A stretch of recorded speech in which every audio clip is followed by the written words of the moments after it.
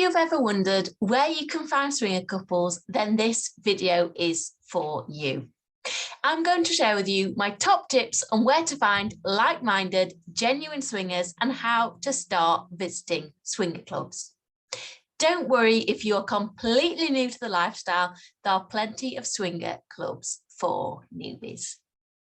Hi, my name is Rosie Kay. I'm an ethical non-monogamy coach for couples and for singles who want to start exploring the swinger lifestyle. On my blog, ThisKindaGirl.co.uk, I aim to banish the stigma about ethical non-monogamy and who swingers are.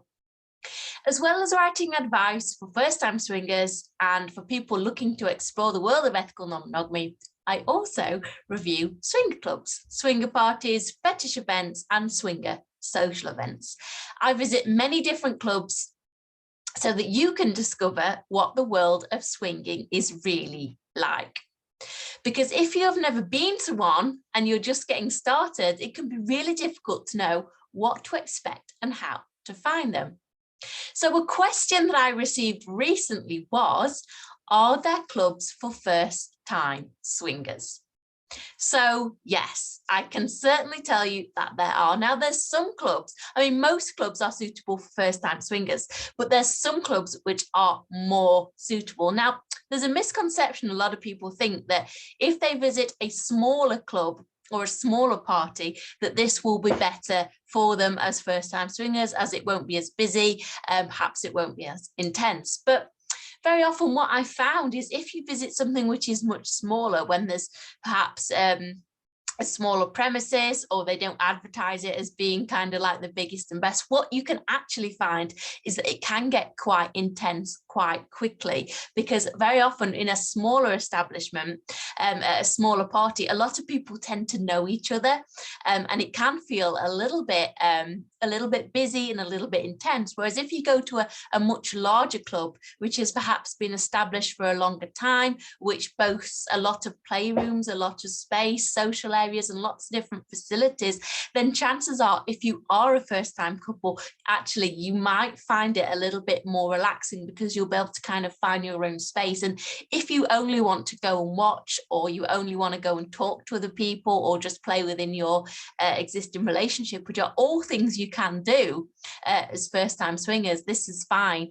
And sometimes if you go to a larger club, there will be more spaces to do that. So that's just one thing that first-time couples do need to be mindful of. As I said, most clubs you can attend as first-time swingers. One thing I would say to be mindful of is if you are a first-time swinger, to avoid clubs which are dress down parties. Now, dress down parties are, as the name suggests, events where you're expected to dress down. This doesn't mean you have to strip off, it doesn't mean you have to walk around naked, but what it does mean is that you are expected to get changed into lingerie or underwear, or a towel for guys, or boxers, or just basically take off your kind of outside clothes. Now you could get changed into a sexy dress for women, this is acceptable as well, but with a dress down party, kind of everybody is like that from the get-go. So if you're feeling a little bit apprehensive, I would say maybe avoid one of those if you are completely new to the scene. As I said, you're not expected to walk around naked. It's just a dress down party. You do have to kind of take off your regular clothes. So another question I'm asked regularly is, how do we apply? Now, applying to swinger clubs is something which I know quite a lot about, and it's something which I've helped a lot of people with. The best thing to do is to look on a swinger club's website. Some clubs ask you to fill out an application form online.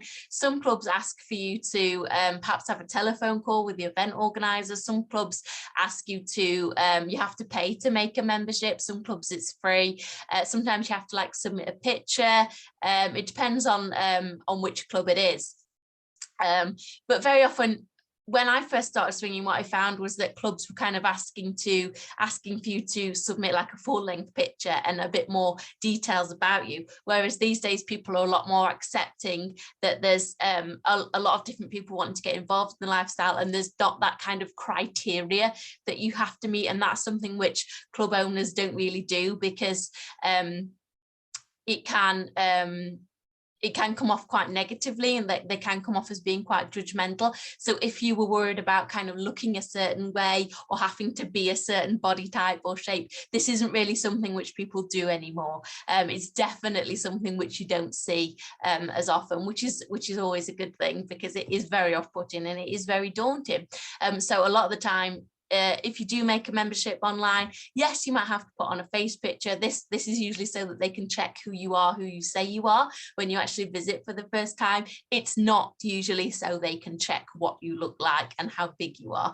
This is not what people are interested in. There is a misconception that this is what club owners are doing. They're not. So I just wanted to touch on that as well. Now, because of all these questions I get, and because I have visited a lot of swinger clubs and I've met a lot of newbie swingers on the scene, I have actually made a guide to UK swinger clubs. I'm working on volume 2, but volume 1 is actually available for you to download on my site, ThisKindaGirl.co.uk. And in the guide, not only do I tell you where swinger clubs are for genuine swinger couples and first-time couples and people wanting to explore, but also how to visit them, how to make a membership, and who you can expect to meet. So these guides, they're not only for couples, they're for single people as well. But if you are a first-time couple, you will be able to find information in there on clubs that are throughout the UK that you can visit. So I hope you found this video helpful, and I hope you have found it useful to you. Thank you so much for watching.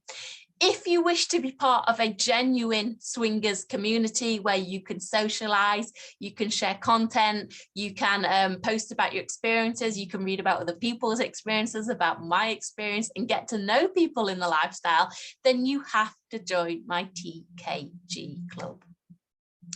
Please subscribe to my channel and also click the like under this video if you've enjoyed my content. And if you do wish to support me and get your hands on some bonus content, you can do so by visiting my Patreon. Now, the details for all of these things are available in the description of this video. Just hit the description and you will see everything come up. And if you want to find out a little bit more about me, Rosie K, This Kind of Girl, then do please visit my site. Now, remember guys, always remember this: an open relationship or a swinger relationship doesn't mean one person having sex while completely disregarding their existing partner's emotions. Genuine swinging is about honest conversation and real connection based on mutual respect. And that is the difference between genuine people and genuine swingers, and people are genuinely interested in ethical non-monogamy, and people who think that it's just kind of a quick fix or cheating. That's what it's about, guys and girls. I just wanted to leave you with that. Okay, I hope you join me for my next video, and I shall see you all soon.